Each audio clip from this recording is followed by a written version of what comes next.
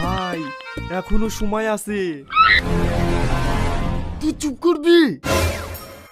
এত সুন্দর একটা মুহূর্ত কি মিষ্টি চেহারা দেখতে পাচ্ছিনি।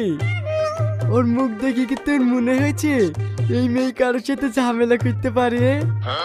আমার তো মনে হয়েছে যারা বিয়ে করেনি তারা বিশাল ভুল করেছে।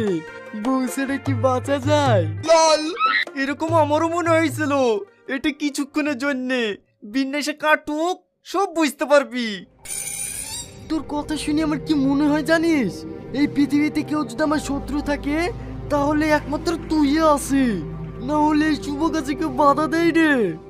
ঠিক আছে লে, ঠিক আছে, তোকে আর কিছু বলছিনি, তুই বি করি ফেল। লেও বাপ, হাঁটু গাড়ি বসো।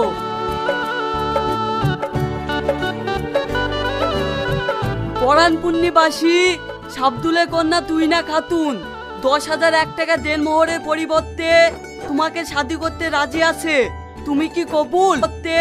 তোমাকে শাদি করতে রাজি আছে, তুমি কি কবুল? কবুল। আর একবার বলো।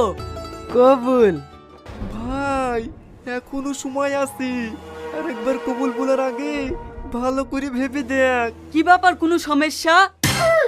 না না, কোনো সমস্যা নাই, আপনি বিপণনের কাজ চালু রাখেন। তুই চুপ কর। আর একবার বলো বাপ, কবুল। কবুল।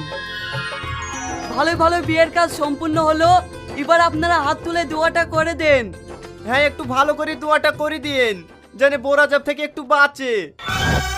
এই, এতগুলো মানুষের সামনে কি বলছি রে? আরে আরে সবাই জানে তো সংসারটা যেন ভালোভাবে চলে, তার লেগে দোয়াটা করছে।